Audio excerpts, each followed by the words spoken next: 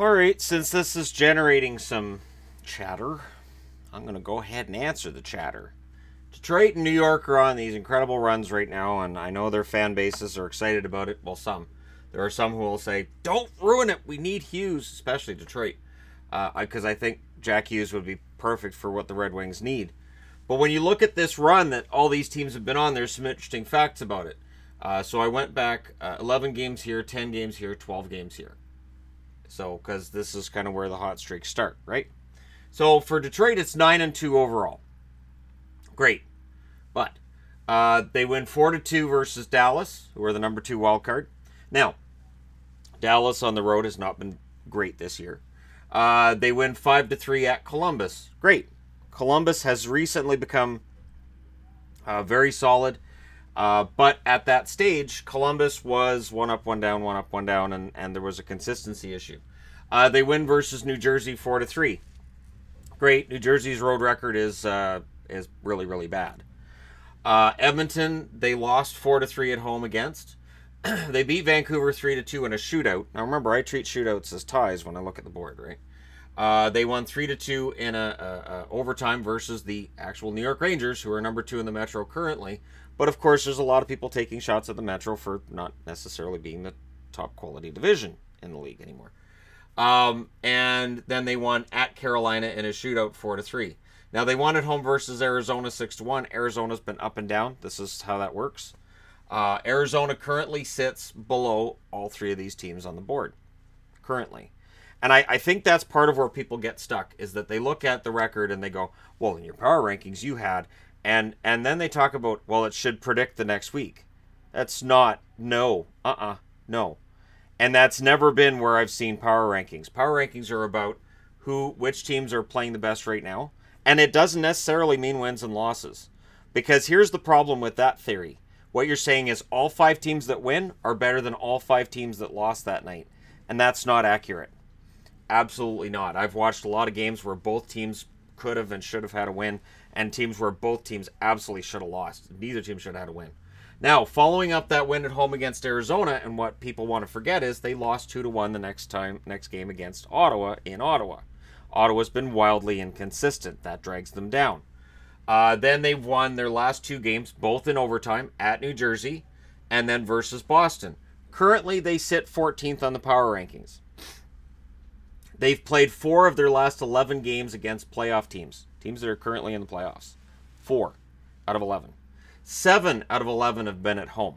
So while I appreciate everything that Detroit's done, there are 2 shootout wins, 3 overtime wins. Yes, they're 9-2 overall. They started out 27th on my power rankings a few weeks ago. They're currently 14th. They've gained 13 spots.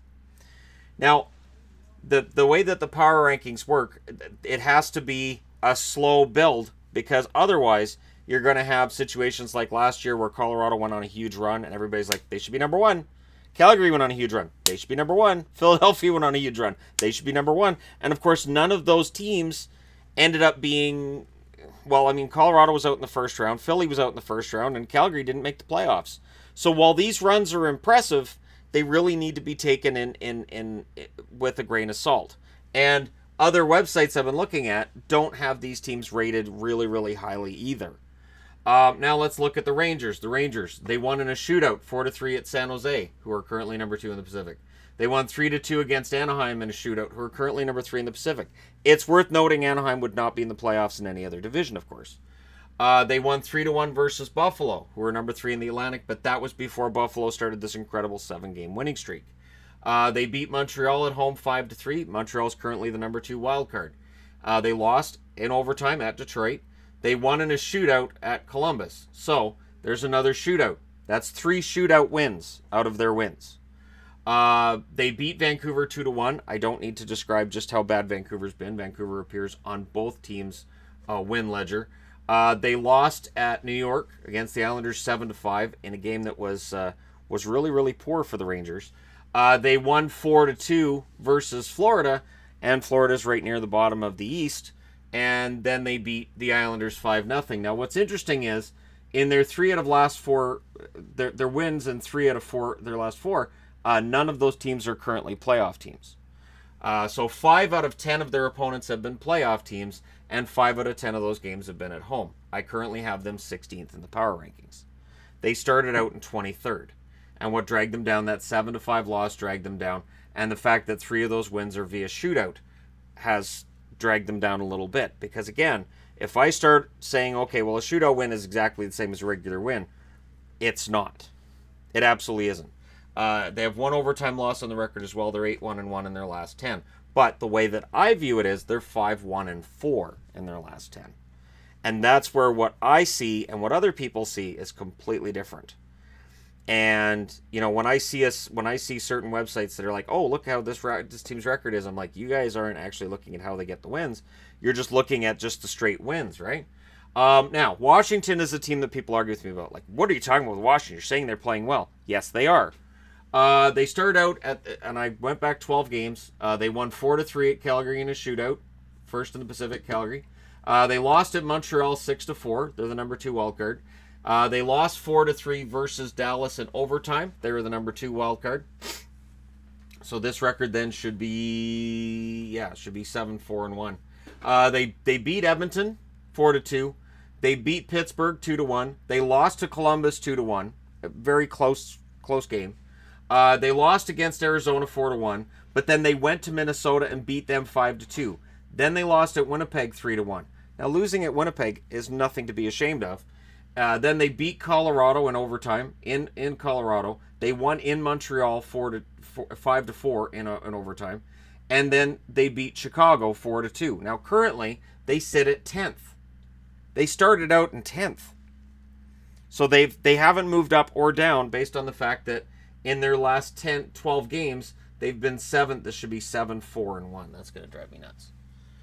1, 2, 3, 4, 5, 6, 7. Yeah, 7-4-1 because they have that overtime loss in there. So again, they're 7-4-1. They got 15 points. They have 17 and they have 18 over that period of time. But 8 out of 12 of the teams that they've played have been teams that are currently in playoff positions, and only 6 out of 12 have been at home, which is the same amount as New York, but only 5 out of 10 of the opponents the Rangers have had are currently in playoff spots. And that's why I do this, because strength of schedule matters. Because if I let's say I move a team up, I go, okay, this team's won 5 in a row, they belong in the top 10, that kind of thing. So just as an example. But they haven't played Toronto or Tampa or any playoff team in those 5 wins. It's not actually indicative of a whole lot. 1 shootout win for the Capitals in that period in time, and they're 2-1 in overtime over that period. And as I said, I have them in 10th. They haven't moved up. They haven't moved down. They've stayed in the same spot with a 7-4-1 record. So it does all pretty much even out. And that 7-4-1 record isn't bad, considering the way that Washington have been playing before that. And again, they're playing against stronger opponents. So when the Rangers and Detroit are able to go in against teams like Tampa and get those wins and maintain this winning streak, then I'll be more likely to say, okay, they belong at this level. But I haven't seen that yet.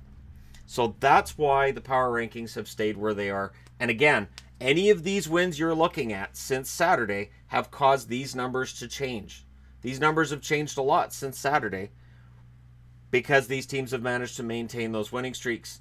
And honestly, they've been able to pass some other teams. The funny thing is, when I do the power rankings, and this is what drives me nuts, when I do the power rankings, I've pointed out specifically with teams like the Rangers and Detroit that they haven't moved up, but they're going to if they can maintain the streak. I need to see it a little bit further, and I need to see it in more convincing totals, like I've seen with the Rangers, where their wins are starting to become more confident and convincing than what they were early on.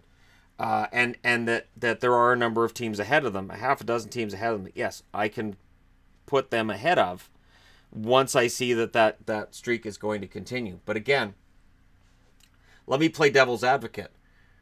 Detroit, who are 9-2, can easily lose 5 games in a row. Rangers can lose 5 games in a row. I don't want to look back at the end of the year and say, wow, look, my rankings were just this. I don't. I want it to be a gradual climb and a gradual drop.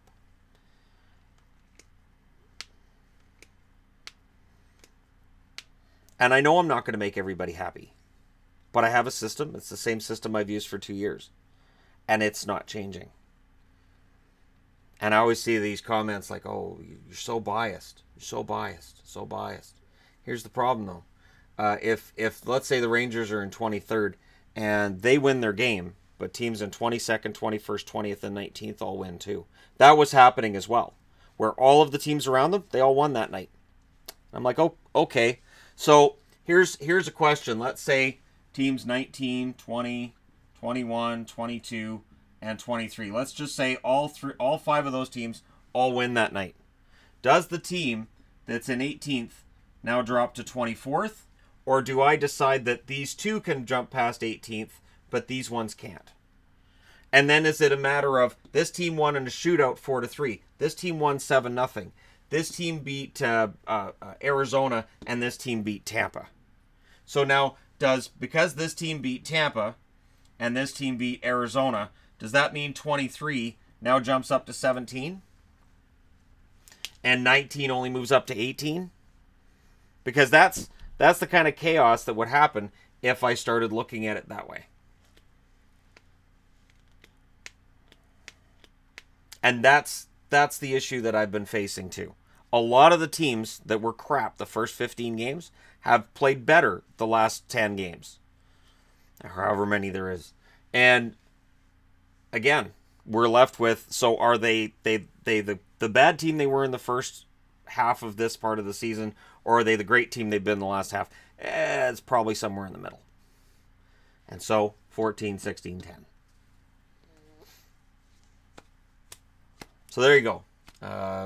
Transparency in regards to this streak that the Rangers have been on, which to me actually started with the win over Vancouver. In here, that's 3 shootout wins in 6 games and 1 overtime loss.